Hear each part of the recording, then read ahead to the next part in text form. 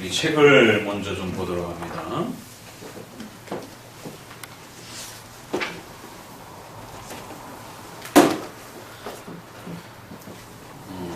259페이지. 페이지 수가 조금 다를 수도 있어요. 259페이지. 하나님의 주권과 인간의 책임 조화. 십계명의 실천적 해석과 적용 원리 큰 두 번째, 이제 작은 괄호 두 번째, 하나님의 쌍괄호, 하나님의 주권과 인간의 책임 조화. 읽어보겠습니다. 잠언서는 신앙과 예배, 가정, 사회, 국가와 관련하여 각각의 주제들이 하나님의 계시적 뜻과 섭리적 통치 아래에서 인간의 의지적 자유의 결단을 촉구하는 형태를 취하고 있다. 그런데 이런 한 문장도 여러분 깊이 읽으셔야 됩니다.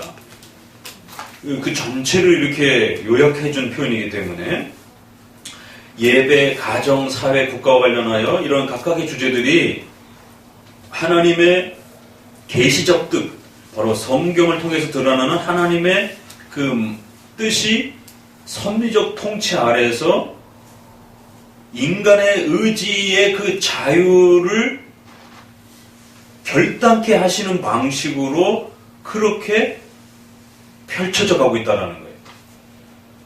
자, 여기에는 그러면 몇 가지의 중요한 우리 칼빈주의 교리들이 담겨 있냐면, 칼빈주의는 가정, 사회, 국가를 죄악시 취급하지 않는 거예요. 극단적인 세대주의라든가 이원론이라든가 근본주의처럼 가정이라든가 이런 사회적 생활에 대한 이런 부분들, 직업, 이런 부분들은 더러운 것이고 어떤 교회적인 어떤 신앙적 주제 몇 가지만 거룩한 것이다. 이런 극단적 금욕주의적 이원론이 아니다라는 거예요. 잠언서에서는 십계명을 기본으로 해서 가정과 사회와 국가와 관련된 하나님의 그 계시적 뜻이 있음을 우리에게 가르쳐 준다는 거예요. 그러니까 교회와 신앙과 관련된 하나님의 뜻도 있지만 가정과 국가와 사회를 어떻게 세워가야 될 것인가에 대한 하나님의 뜻도 담겨 있다는 겁니다. 그러면 그 하나님의 뜻으로 표현되면 그건 악이 아니고 그건 하나님의 선한 사명입니다. 그래서 우리가 직업 소명이라고 하는 이 십계명에 또 8계명에 노동계명이 나오기도 하고 또 언약적 결혼이라고 하는 가정의 이러한 또 독특한 신앙적 개념이 나오기도 하는 것이고 또 그러기 때문에 성, 돈 이러한 여러 가지 이 도구들을 우리가 죄악시 취급하지 않는다라고 하는 그러니까 이러한 모든 각 영역의 이 부분들의 하나님의 뜻이 섭리의 그 다스림 속에서 인간의 의지를 사용한다는 겁니다. 그래서 극단적 신비주의로 치지도 않는다는 거예요. 왜? 신비주의자들은 인간의 의지를 배제시켜버립니다. 그냥 직통계시로 뭔가 하나님이 자신의 뜻을 알려준다고 생각하기 때문에 인간의 의지가 합리적으로 뭔가를 생각하고 판단하고 결정하는 이런 행위들을 아주 세상적으로 평가를 해요. 그렇기 때문에 이쪽에 한쪽에서는 극단적인 또 이런 하이퍼 칼비니즘이라든가 세대주의 쪽을 막아내기도 하고 또 한쪽으로는 인간의 의지를 무시하는 이러한 또 신비주의라든가 또 역시 직통계시 같은 이제 이런 부분들도 막는 겁니다. 칼빈주의란 바로 가정과 국가와 사회 속에 관련되어 있는 소위 일반은총이라고 하는 이러한 영역 속에서도 하나님의 뜻이 있고 또 그 하나님의 뜻을 다스려가는 섭리의 다양한 방식들이 그 삶 속에서 일어난다라는 거예요. 그럴 때에 어떻게 역사하시냐면 그 섭리를 어떻게 역사하시냐면 기계처럼 일하시는 게 아니라 인간의 의지를 사용해서 판단하게 하시고 또 결단하게 하시고 그래서 하나님의 뜻을 성취하도록 그렇게 이끌어가는 이런 원리를 잠언서가 가르치고 있다는 거예요. 이게 한 문장 안에도 칼빈주의가 담기는 겁니다.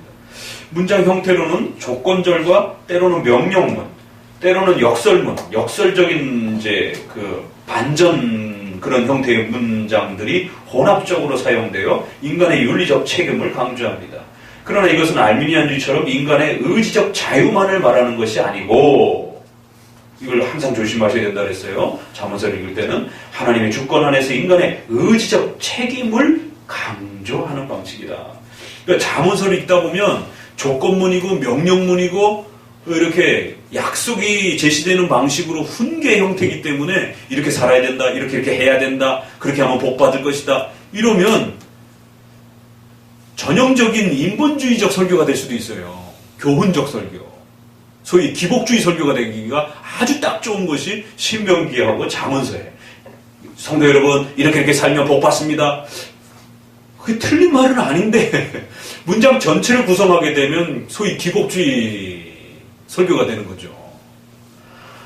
그래서 이런 조건문, 명령문, 이걸 문자 그대로 읽어내게 되면 소위 말해서 펠라기우스와 어거스틴이 싸울 때 신명기를 그러니까 조건문, 명령문으로 되어 있다 보니까 봐라, 우리가 행위로 이렇게 할 수 있으니까 하나님이 이런 조건과 명령을 주셨고 그걸 잘하면 복 준다라고 했으니까 우리 행위와 힘으로 하면 된다, 이렇게 말한 거고, 어거스틴은 그렇게 명령한 거는 우리가 할 수 없다는 걸 깨우치기 위한 하나님의 높은 하나님의 의지와 하나님의 의의 높은 기준을 말해준 거지, 우리가 그걸 할 수 있기 때문에 그런 조건문과 명령문을 제시한 게 아니다. 조건문, 명령문이 있다 할지라도 그걸 액면 그대로 읽으면 큰일 난다. 성경 전체 속에서 나타나는 인간의 전적 부패라고 하는 그 사실을 토대로 읽어내야지, 요 신명기만 읽고 너 이거 해, 그러면 내가 이거 해줄게, 이걸 그대로 문자로 받아들여가지고 마치 내가 이거를 성취하면 그것에 대한 어떤 보상적 대가로 그걸 받는 것처럼, 은혜의 열매로서 보상이 아니라 마치 정당한 어떤 보상. 그래서 카톨릭에는 이제 적정 공로, 재량 공로, 그래서 잉여 공로, 공로도 별게 다 있어요. 그래갖고는 이제 그 공로의 어떤 그 기준과 성격들을 또 세밀하게 구별을 해가지고는 정당하게 얻을 수 있는 거, 또 성인처럼 남아도는 또 공로가 있을 수도 있고 막 이런 식의, 그러니까 그런 알미니안주의적인 인간의 의지를 촉구하고 마치 그것이 그 윤리를 성취하고 만들어내는 어떤 근원적인 힘인 것처럼, 그리고 기복주의적인 어떤 조건 명령문인 것처럼 이렇게 읽어내면 큰일 난다라는 거예요. 전적 부패와 하나님의 은혜 속에서 우리가 칭의받은 자로서 성화의 열매를 촉구하는 그러한 방식으로 감사의 열매로서이지 구원의 어떤 조건문이 아니라는 겁니다. 그런 방식으로 구별해서 잘 읽어내셔야 된다는 거예요. 이 조화에 대해서는 웨스트민스터 신앙고백 3장에 하나님께서는 장차 있을 모든 일을 영원한 때부터 그 자신의 뜻하신 바 가장 지혜롭고 거룩하신 계획에 의하여 자유롭게 그리고 변치 않게 결정해 놓으셨다. 그러나 하나님은 죄의 조성자가 아니며 피조물들의 의지를 침해하는 이도 아니시다. 오히려 제2 원인들의 자유나 우발성을 제거시키지 않고 오히려 확립하시는 분이다 라고 언급하였다. 그러니까 이런 구조 속에서 잠언서의 그 조건문과 명령문을 잘 읽어내야 된다는 겁니다. 5장 섭리에서도 역시 제1 원인 되신 하나님의 예지와 작정에 따라 모든 일들을 변함없이 틀림없이 그렇게 일어나는데, 그 동일한 섭리에서 하나님은 제2 원인들의 성질을 사용하고 그 모든 일들이 필연적으로 창조 법칙 아래에서 일어나게 만들고 자유롭게 인간의 의지를 사용하여 인간의 의지가 판단하고 생각하고 살필 수 있도록, 그래서 인간이 자원하는 마음으로 그렇게 판단할 수 있도록, 또 때로는 우발적으로 우연적으로 그렇게 일어나도록 작정해 두셨다라고 고백하여 하나님의 주권 아래에 있는 인간의 의지적 책임을 강조하였다. 그러니까 인간의 의지의 책임이 분명히 있는 겁니다. 이걸 뺏으면 하이퍼 칼비니즘이 돼버려요. 운명론에 빠져요. 그러나 인간의 의지를 지나치게 강조하는 방식으로 잠언서를 풀어내게 되면 알미니안주의가 됩니다. 그러니까 잠언서 신명기 설계한다는 게 굉장히 어렵습니다.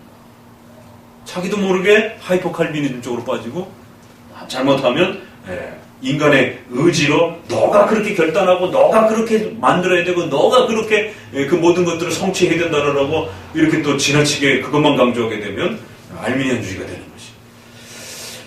자, 그러면 이러한 그 조율을 잘 해나가면서 하나님의 작정과 섭리 안에서 인간의 책임을 촉구하는 그런 방식으로서의 인간에게 준 이 성화의 열매로서의 이 잠언서의 조건문과 명령문의 십계명의 많은 규범들을 그렇게 잘 읽어내셔야 된다는 겁니다.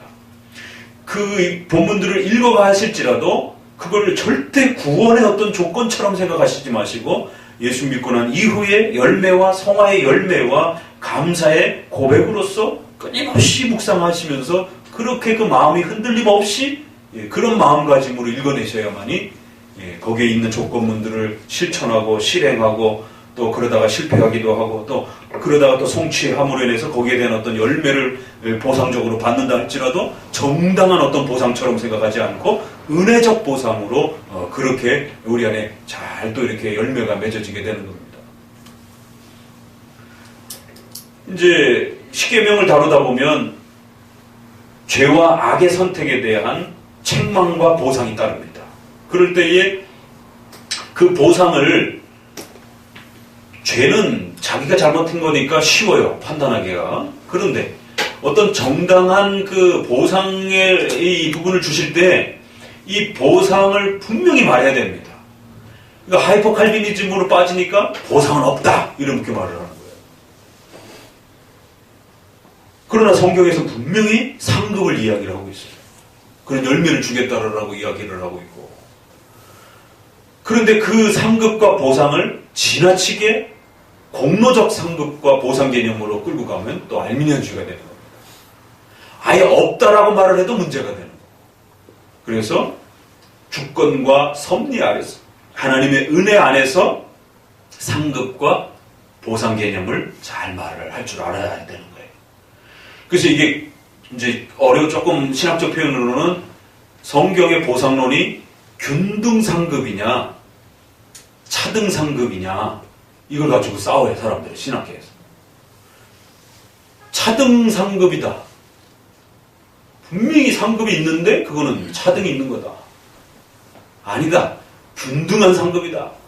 천국에는 똑같은 은혜로 살아가는 것이지 무슨 천국에 또 상급이 높고 낮음이 있겠느냐. 어느 게 맞는 것 같아요? 응? 두 개가 다 맞는 것 같아요? 벌써 성도들이 생각할 때도 헷갈리잖아요. 이게 맞으면 이것도 뭐 조금 맞는 것 같기도 하고, 그렇다고 이게 맞으면 또 이것도 싹 버릴 수는 없고. 어떤 차등이 맞는 것 같아요? 네. 그럼 알미니안주의 된다니까. 질문 자체가 함정이죠. 질문 자체가 함정이라니까. 차등 상급이냐 균등 상급이냐 둘 중에 하나 선택하라 이러면 거기에 함정이 있는 거예요. 왜? 우리가 성경에서의 잠언서를 통한 십계명을 통한 그 열매와 보상은 차등 상급으로만도 이야기하기도 어렵고 균등 상급으로만. 균등 상급은 왜? 차등이 없다는 거예요. 모두가 다 똑같은 은혜 속에서 우리가 이제 천국에서 살아간다 라는 말이에요. 그럼 그 은혜를 강조하는 것처럼 느껴지잖아요. 근데 성경에 분명히 상급이 있다라고 얘기를 하고 죽도록 충성하라라고 그러고 생명의 멸관을 주겠다라고 그러고 웨스트민스터에서도 분명히 상급이 있다라고 보상이 있다라고 웨스트민스터도 문장으로 정리를 하고 있단 말이에요. 여러 군데에서. 그럼 분명히 균등 상급은 원론적인 그 우리의 은혜를 이야기할 때 맞는 거지만 우리가 하나님의 절대적인 은총을 통해서 구원론에 있어서는 맞지만 성화론에 있어서는 그러니까 칭의론에 있어서는 맞지만 성화론에 있어서는 맞지 않습니다. 성화론에 있어서는 분명히 상급을 이야기합니다. 차등을 이야기를 해요. 칭의와 성화가 다르잖아요. 그렇죠? 성격이 달라요. 모든 구원의 본질적인 것은 예정의 혜택으로 오는 은혜 속에서 일어나는 본질은 똑같아요. 그러나 이것이 나타나는 방식과 형식과 열매에 있어서는 다르단 말이에요. 칭의는 수동적으로 일어나고 단회적으로 일어나고 법적으로 일어나지만 성화는 연속적으로 일어나고 점진적으로 일어나고 실제 변화로 나타난단 말이에요. 이건 수동적으로 일어나지만 이건 우리가 능동적으로 성화 속에서 행동을 해야만이 나타나는 또 열매들이란 말이에요. 그렇기 때문에 칭의는 뭐가 표시가 나는 것도 아니고 그저 수동적으로 우리가 그러한 신분의 변화를 의로운 자라고 받는 겁니다. 그런 면에서는 조금 더 본질적으로 은혜의 어떤 성격을 토대로 그것이 형성되는 것이. 그러나 성화는 은혜적 기본을 가지면서도 그것이 실제화될 때는 인간의 행위와 노력을 촉구하는 방식으로 그걸 수단으로 사용해서 하나님이 역사하시기 때문에 죄를 지은 자에 대해서는 벌을 내리고 선을 택한 자들에게는 보상을 내리는 방식으로 얼마든지 일어날 수 있는 거예요. 칭의는 그렇게 일어나는 게 아닙니다. 그렇죠? 칭의에는 벌과 보상의 개념이 없는 거예요. 어떻게 보면 벌만 있겠죠. 예수 안 믿으면 다 지옥, 죄인이라고 하는. 그러나 성화에는 보상 개념이 나타날 수가 있단 말이에요. 그러니까 그런 면에서 그러면 보상 개념을 어떻게 말을 해야 되는 것인가? 분명히 보상 개념이 있기 때문에 균등상급이라고 하는, 균등은혜라고 하는 걸 성화에서 지나치게 강조하면 큰일 난다라는 거예요.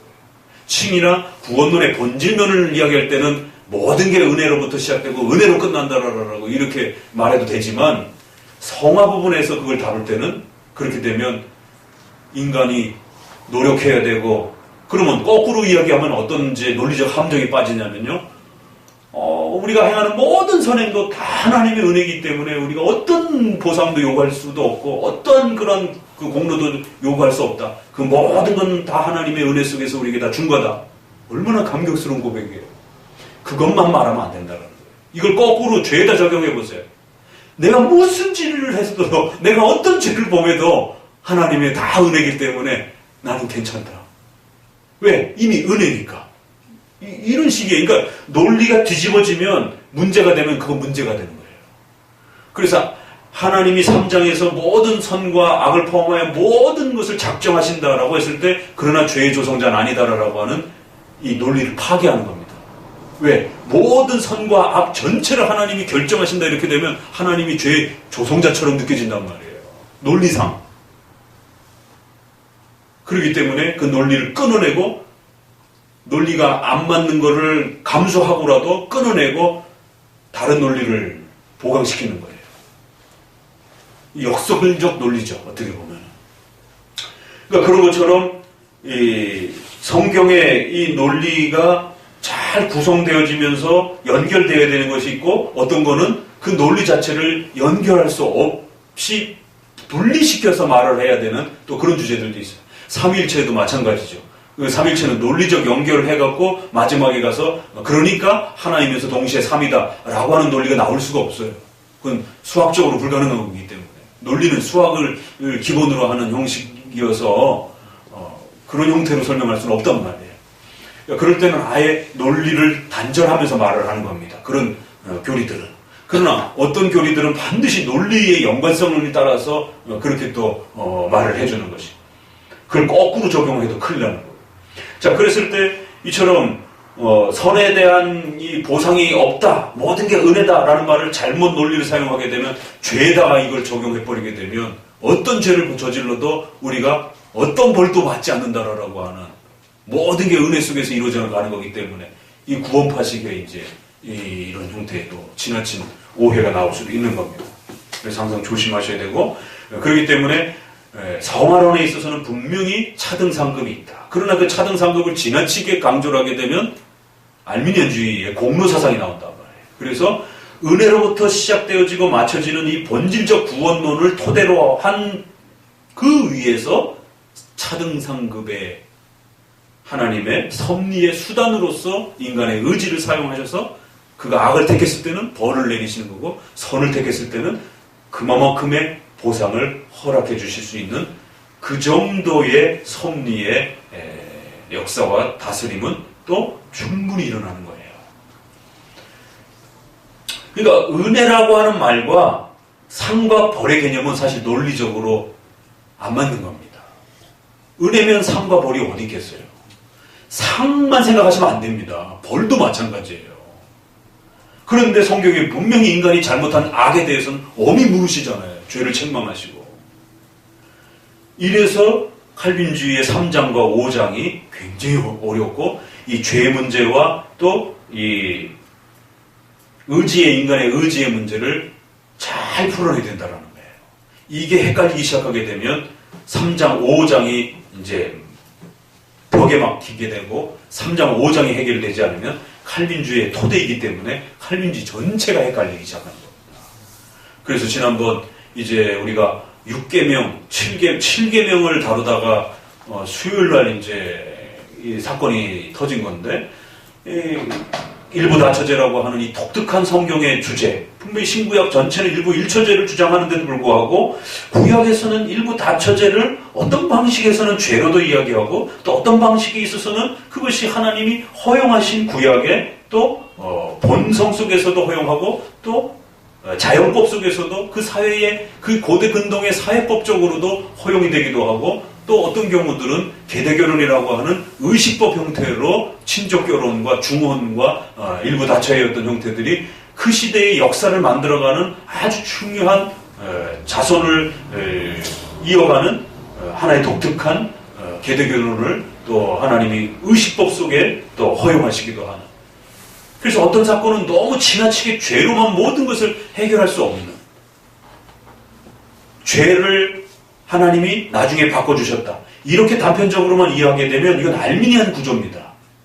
결국 인간이 모든 잘못한 것들을 결과론적으로 하나님이 다 은혜로 바꿔주신다는 거예요. 그러니까 결국 그 모든 역사는 너의 행동에 달려있다, 이렇게 끝이 나는 겁니다. 그래서 모든 성경의 그 구조들과 내용들을 그건 너의 잘못이다, 이렇게로만 해석하는 것이, 그건 너가 잘한 것이다 라고만 이렇게 해석하는 것이에요. 그래서 다말과 유다의 사건도 분명히 각각의 그 행동에 있어서는 간음죄에 대한 부분들을 책망할 수도 있지만, 그러나 다말로 또 들어가 보게 되면 다말이 도대체 왜 그렇게 시아버지에게 다가섰는가, 목숨을 걸고 간음죄로 분명히 죽을 수도 있는데 왜 그런 위험한 행동을 했는가. 그건 다말의 죄가 아닙니다. 그건 다말의 신앙의 계대결혼이라고 하는 이스라엘의 유다 가문의 자손을 낳아주는 것이 아주 중요한 신앙의 법칙으로서 아직 기록으로 출애굽기에서 십계명에 들어오지 않는 그 족장 시대에 하나님께서 알려주신 하나의 내면적 그러한 계시로서의 그 계대결혼의 초기 단계의 하나님의 섭리를 읽어낸 것이에요. 그래서 분명히 그 형식은 간음죄의 어떤 형태가 있는 겁니다. 그러니까 본인도 죽을까봐 그 증표를 요구한 겁니다. 그 증표가 없으면 잘못하면 이게 까딱 남의 눈에 보이면 이건 전형적인 간음죄니까. 그러니까 그 사건에는 분명히 간음죄에 대한 형식들이 있어요. 또 실수한 게 분명히 있는 겁니다. 그러나 특별히 다말과 같은 경우는 무조건 그가 다말이 간음죄를 졌다라고 무조건 매도할 수 없는 부분이 있단 말이에요. 형식에 있어서 연약함 속에서는 간음죄라고 하는 창녀를 흉내를 냈기 때문에 그건 분명히 책망받아 마땅하지만 그 더 깊은 이면에 도대체 그가 왜 그토록 무모한 행동을 했는가는 그 죄를 졌기 때문에 하나님이 용서해 주셨다? 그런 단순한 인간론적 차원이 아니란 말이에요. 이스라엘의 유다 가문의 자손을 낳아주는, 그리하여 다윗 가문으로 이어지는, 그리하여 그리스도에게로 이어지는 이 그리스도의 족보와 자손과 관련된 아주 중요한 구속사적인 그런 신비가 거기 담겨 있는 거예요. 그래서 다말의 창녀로 변신한 그러한 연약함에도 불구하고 그러한 간음의 그런 위험의 어떤 그 성급함, 또 셋째가 더 클 때까지 기다리지 못한 그 성급함, 혹시라도 시아버지가 막내 아들을 안 줄까봐에 대한 그런 불안함, 이런 연약한 죄들은 있지만 그럼에도 하나님이 다말을 축복하고 복 주신 것은 계대결혼에 대한 그 거룩한 소망을 가지고 목숨을 걸고 그 간음죄의 이 위험 앞에 나섰기 때문에 하나님이 다말을 축복해 주시고 또 예수님의 족보에 오르는 그 명예를 얻게 되는 겁니다. 그건 룻도 똑같은 겁니다. 룻도 보아스에게 들어가는 그 형식에 있어서는 분명히 간음죄의 위험을 오해를 받을 수 있는 겁니다. 그래서 보아스가 몰래 내보내는 거예요. 그게 떳떳한 사건이라면, 남들의 눈에 보기에 아무렇지도 않은 사건이라면 왜 그것을 몰래 보내겠습니까? 그 형식이 남들 눈에는 분명히 간음죄의 어떤 형식으로서 오해될 여지가 충분히 있는 어떤 형태가 겹쳐 있는 거예요. 그러나 나오미나 룻이나 보아스가 다 이 사건은 계대결혼에 대한 하나님의 신앙의 법칙을 순종하는 거룩한 그 약속에 대한 실천적 그 행위로 모두가 이해한 것이죠. 그래서 시어머니조차도 늙은 그 보아스에게 들어가서 계대결혼의 의무를 따르라라고 요구한 거고, 젊은 남자를 소개시켜 주는 게 아니라 그래서 과부가 된 롯도 젊은 청년을 쫓아가지 아니하고 시어머니의 그 이스라엘의 신앙의 법칙을 따라서 결국 나이든 보아스에게 가서 간음죄라고 잘못하면 이스라엘에 있어서는 돌에 맞아 죽는 가장 참혹한 그 벌을 받을 수 있음에도 불구하고 목숨을 걸고 그 신앙의 행위에 돌입한 겁니다. 그렇기 때문에 이거는 나옴이나 또 롯이나 다말이 죄를 진 거다, 간음죄를 진 거다 라고 이렇게 결론을 신속하게 내린다든가 그걸로만 내리면 큰일 나는 것이에요. 이러한 복잡한 면들이 있기 때문에 잘 헤아려야 되는 거고 종합적으로 헤아려야 되는 거고 또 전체적으로 헤아려야 되는 것입니다.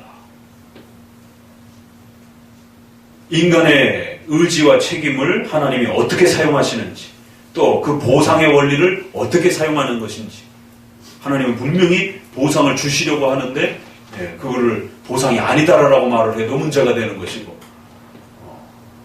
분명히 또 은혜인데 마치 그거를 정당한 상급인 것처럼 이렇게 해석해내도 또 문제가 되는 것이고 그러니까 십계명을 잘못 해석하면 율법주의가 되는 거고 잘못 해석하면 또 공로만 강조하는 알미니안주의로 또 빠지기도 하는 것입니다. 자, 지혜 부분도 한번 읽어봅니다. 지혜는 잠언서는 지혜가 성과 위에서 소리치고 손 내밀고 붙잡고 미소 지으며 마치 교사가 실제로 학생을 가르치듯이 권면하고 교사로 스승으로 부모 등과 같은 인격적 존재로 표현한다. 이러한 지혜의 인격화는 하나님의 신적 계시로서 지혜로 제시되기도 하며 때론 예수 그리스도를 모형적으로 제시하기도 한다. 특히 여호와께서 그 조화의 시작 곧 태초에 일하시기 전에 나를 가지셨으며 만세 전부터 상고부터 땅이 생기기 전부터 내가 세움을 입었나니라는 말씀은 세상 창조 이전에 지혜가 존재하는 표현으로서 예수님의 존재와 사역을 의미한다. 그러나 예수님이 성부 하나님에 의해서 창조된 것처럼 말하는 아리우스파의 정성론적 의미로 오해될 수 있는 부분이 있기 때문에 주의해서 해석해야 한다. 이제 잠언서에는 지혜라는 말이 굉장히 많이 나오기 때문에 또 이런 부분들은 또 기초 상식적으로 좀 잘 정리해 두실 필요가 있다는 거예요. 그래서 그게 때로는 예수 그리스도를 표현하기도 하고 때로는 성경 그 자체를 표현하기도 하고 또 때로는 그 성경을 통해서 우러나오는 삶의 또 그러한 지혜와 또 훈계를 또 표현할 때도 또 지혜라는 표현이 아주 각양각색으로 이렇게 표현돼요. 그래서 그 문맥 안에서 그 지혜가 어떻게 쓰여지고 있는가를 잘 헤아려야 되고 특별히 잠언서의 8장은 전통적으로 예수 그리스도의 구약에 이렇게 아주 좀 더 명확하게 표현되는 그 그리스도와 관련된 독특한 그러한 존재와 또 사역의 내용을 담아내는 구약의 아주 중요한 그 그리스도와 관련된 또 구절로 또 이렇게 표현하기도 합니다. 자, 책을 통해서는 지난번에는 이제 잠언서 자체들을 통해서 이렇게 몇 가지를 좀 이렇게 진행해서 보았고요. 책에서는 그걸 또 전체적으로 이렇게 모아가지고 또 이렇게 한번 또 설명을 십계명을 정리를 해놓았습니다. 힌트를 좀 드리는 거죠. 그러니까 잠언서를 읽을 때는 이렇게 십계명 어디에 해당이 되는지를 늘 고민하면서 이렇게 읽어가시라는 거예요. 1계명은 하나님께 영광, 오직 성경, 오직 예수님. 그러니까 당연히 우리가 전적 부패된 자다라는 것, 하나님의 무서운 죄에 대한 심판, 그러니까 오직 하나님만 믿어야 된다라고 하는 것. 오직 하나님이니까 인간의 마음의 우선순위, 이런 문제들이 이제 1계명에서는 이렇게 종합적으로 나오는 거예요. 그러면 잠언서를 보면서 이런 것과 관련된 그러한 그 성경 구절들은 1계명적으로 이렇게 모아내는 훈련들을 이제 하셔야 돼요. 그래서 처음에 10계명 훈련을 할 때는 이 계명과 이 사건이 어느 계명에 해당이 되는 것인가를 찾는 훈련을 하셔야 됩니다. 두 번째는 그 각각의 계명, 각각의 사건들이 한 계명에만 나타나지 않고 복합적으로 2계명, 3계명이 막 겹쳐가지고 한 사건과 어떤 인물의 어떤 표현 속에서 또 이렇게 한 문장에 이게 복합적으로 나타날 때도 있다라는 것. 요거는 이제 좀 더 어려워지는 난이도가 있는 것이죠. 또 어떤 계명들은 이게 그 계명의 어떤 원리가 서로 겹치는 형태로 1계명과 2계명이 충돌하는 형태로 또 5계명하고 충돌하는 형태로 그러니까 지난번에 이제 그런 사건도 마찬가지죠. 분명히 일부 1처제인데 일부 다처제가 허용되어지는 어떤 중혼이 허용되어지고 중혼보다 더 심각한 거는 친족 결혼이 허용되어지는 이제 이런 역사들. 그래서 우리가 대표적으로 그 친족에 해당이 되는 게 아브라함이 이삭을 결혼시킬 때 이삭과 리브가가 몇천지간에 응? 8초.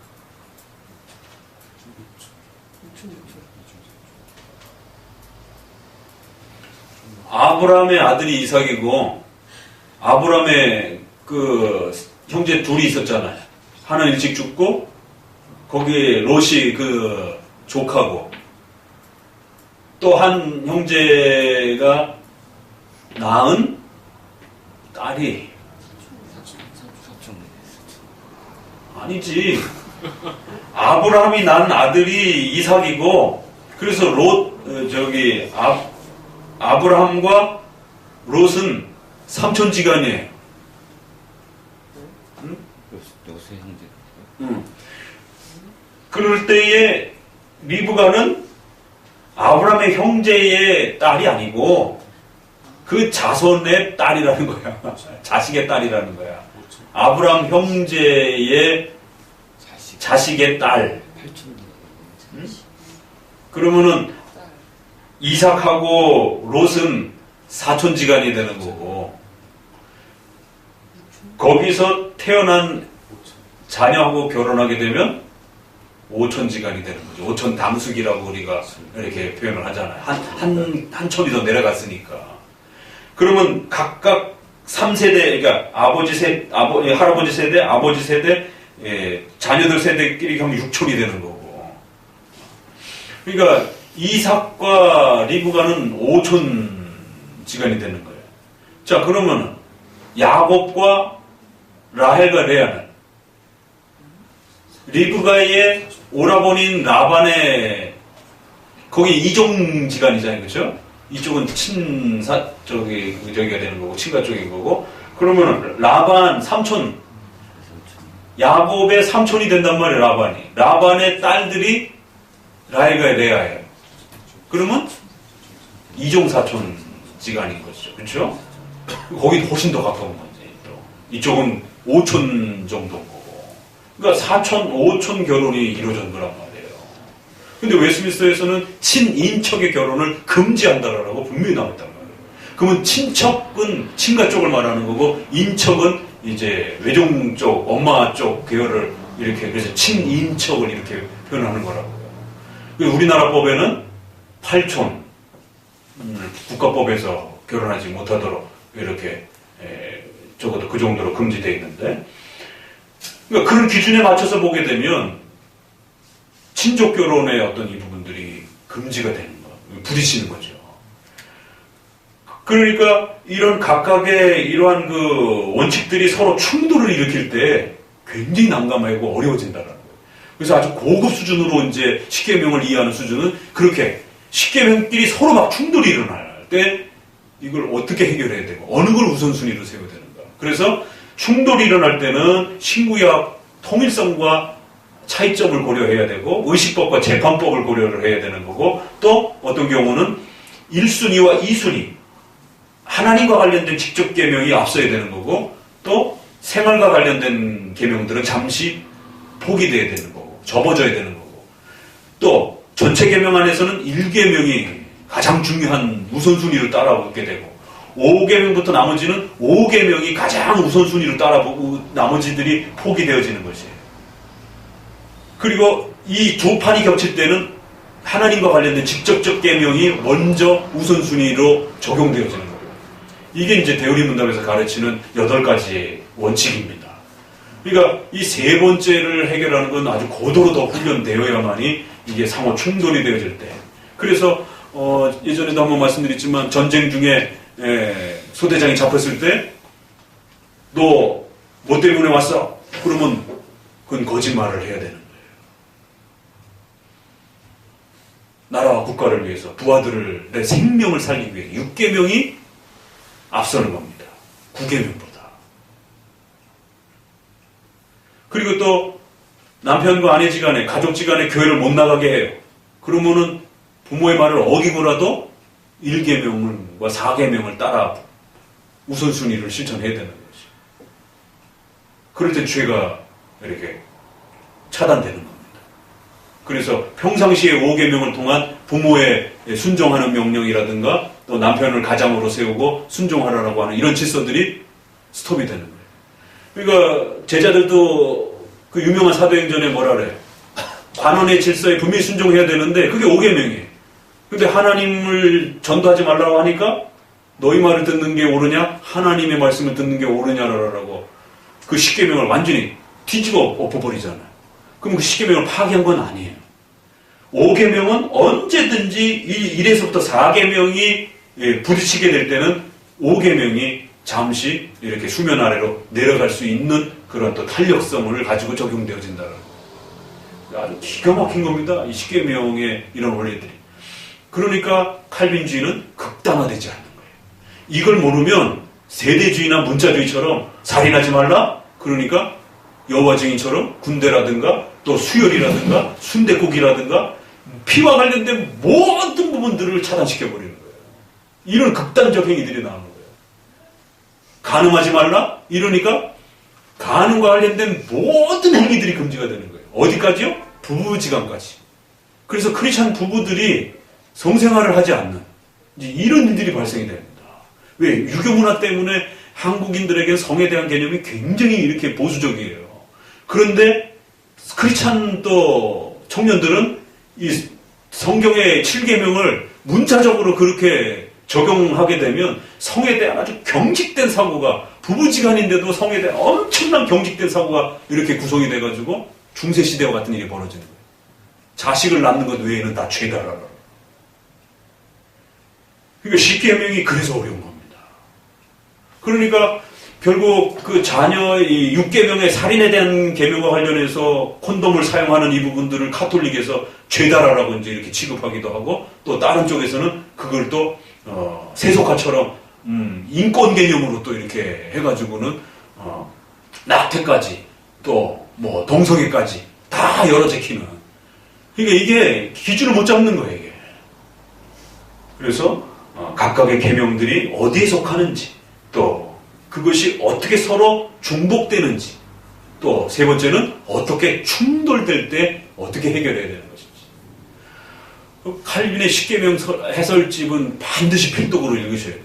그 다음에 토마스 왓슨의 10계명 해설. 그리고 이제 마지막에 손재익 목사님 최근에 나온 책 정도 이렇게 순서로 정해놓으시고 읽으시면 됩니다. 칼빈이 제사장들의 그 복장과 의복, 구약에 그 차려입는 그 절차가 굉장히 복잡하잖아요. 그걸 몇 계명에다 적용하는지 아세요? 몇 계명에 적용할 것 같아요?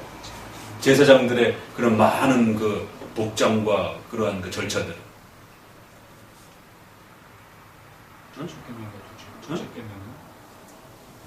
이제 이런 훈련들을 해야 된다는 거예요. 그래서 제가 논문 쓸 때 그거 일일이 하나하나 다 찾아가면서 그런 연습을 한 겁니다. 이건 어디에 해당될까? 하고 나 나름대로 정해놓고 이제 이런 주석이라든가 이런 게 이제 찾아보면 틀린 것도 있고 맞는 것도 있고 이제 막 이런 식으로. 그러니까 칼빈만큼 그렇게 못 보고 있는 거죠. 이제 훈련을 할 때. 2계명에 적용을 하더라고요. 그래서 굉장히 당황했어요. 이 제사장의 여러 그 제사 절차, 또 복장, 또 그런 그 여러 가지 형식들을 2계명에다가 적용해내더라고요. 한번 고민해보세요. 그걸 왜 2계명에다가 적용을 할까? 자, 1계명에 보니까 잠언서 8장 30절을 같이 읽어봅니다. 내가 그 곁에 있어서 같이 읽어보세요. 창조자가 되어 날마다 기뻐하신 바가 되었으며 항상 그 앞에서 즐거워하였으며. 하나님이 창조주다라는 것. 전통적으로 8장은 예수 그리스도의 내용. 자, 악인의 집에는 여호와의 저주가 있거니와 의인의 집에는 복이 있느니라. 9장 읽어봅시다. 여호와를 경외하는 것이 지혜의 근본이요 거룩하신 자를 아는 것이 명철이다. 하나님을 우선순위로 삼고 살아가라. 여호와를 경외하는 것. 하나님을 거부하면 저주받는다. 이런 뉘앙스인 거죠. 이 계명은 예배 방법, 성경적 예배, 우상 숭배, 거룩함, 질서, 형식적인 예배와 무질서한 예배의 이 차이들을 가르쳐냅니다.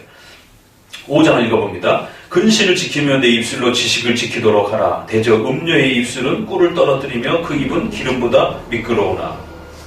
이게 왜 여기에 해당이 될까요? 잠언서의 음녀는 문자적인 간음하는 여자이기도 하고 문맥에 따라서 우상숭배에 대한 유혹을 음료로 또 이렇게 연결하기도 합니다. 그래서 어떤 문장의 문맥은 정확하게 그 간음으로 명확한 부분도 있어요. 근데 어떤 건 굉장히 헷갈리는 부분이 있어요. 그래서 그럴 때는 조금 자유롭습니다. 그래서 어떤 때는 박윤서 목사님은 그거를 그냥 실제 간음이라고도 해석하는데 칼빈은 이건 우상숭배라 이렇게 해석하기도 하고. 그럼 우리 신학자들도 해결 못한 건데 성도들은 자유롭게 읽으면 되죠.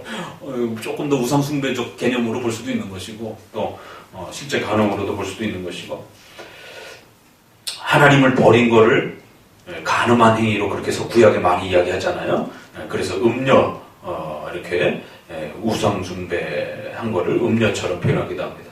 내 아들아 내가 만일 나의 말을 받으면 나의 계명을 내게 간직하며 내 귀를 지혜에 기울이며 내 마음을 명철에 두고 은을 구하는 것 같이 이렇게 감추인 보배를 찾으라. 그걸 찾으면 여호와 경외하기를 깨달으며 하나님을 알게 되리라. 성경을 믿고 실천하는 성경신앙은 곧 여호와를 사랑하는 것과 일치한다. 그래서 계명을 열심히 공부하고 여호와의 말씀들을 부지런히 우리 마음에 새기게 되면 성경을 열심히 공부하게 되면 하나님을 바르게 알아가는 법들을 배우고 바르게 예배하는 법들을 배우게 된다라고 하는 형태로 또 연결될 수 있는 거죠. 그러니까 성경 공부가 2계명하고 어떻게 연결이 되는지 이런 방식들. 3계명은 신앙의 태도, 경건의 도구들. 하나님이 우리에게 하나님을 경외하도록 주신 그 신앙의 도구들을 함부로 무시하거나 망령되이 일컫지 말라라는 거예요. 하나님의 이름과 하나님의 계시를 나타내는 그런 신앙의 도구들을 막대하지 말라라는 거예요. 그래서 3계명은 예배, 설교, 전도, 기도, 찬양, 성례, 헌금, 우리 종교개혁의 중요한 예배 원리들을 또 포함할 수 있는 겁니다. 3계명이 제일 어려워요. 이게 뭔 뜻인가? 여호와 이름을 망령되이 일컫지 말라라고 하는 것은 하나님을 경외하는 자세를 말하는 거고, 그래서 그 하나님 자체에 대한 이름도 포함하지만 더 나아가서는 하나님이 우리에게 하나님을 예배할 수 있도록 계시의 도구로 준 것들이 있단 말이에요. 하나님을 배울 수 있도록.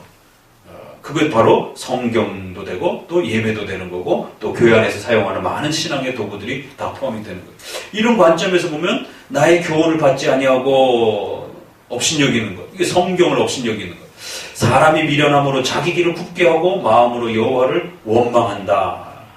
하나님께서 허락하신 경건의 도구들을 무시하고 원망하고 불신앙하는 이런 태도들. 여호와께서 온갖 것을 그 시음에 적당하게 지으셨으니 악인도 악한 날에 적당하게 하셨다. 사람의 마음으로 자기 길을 계획할지라도 그 걸음을 인도하는 자는 여호와시다. 그래서 선과 악에 대한 하나님의 섭리적 역사를 불평하지 않고 겸손히 순종하면서 살아가는 그런 자세들. 그러니까 신앙의 도구들도 포함되지만 이 3계명은 하나님이 우리를 통치해 나가실 때 하나님께 원망이나 불평함들을 품는 그러한 그 죄에 대한 문제까지도 또 여호와의 이름을 원망하지 말라. 여호와의 역사를 불평하지 말라. 이런 거에 또 이렇게 포함이 된다는 거예요.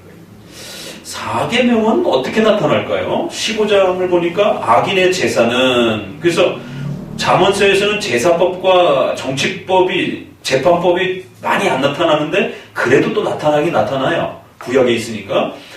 악인의 제사는 여호와께 미워하셔도, 그래서 그 구약적 제사문이 나오고, 악인의 재물은 가증하다. 역시 구약의 재물 개념이 나오죠. 그래서 직접적으로 안식일을 소개하지는 않으나 안식일에 행해지는 제사의 올바른 자세와 방법을 가르친다. 묵시가 없으면 백성이 방자히 행하거니와 율법을 지키는 자는 복이 있다.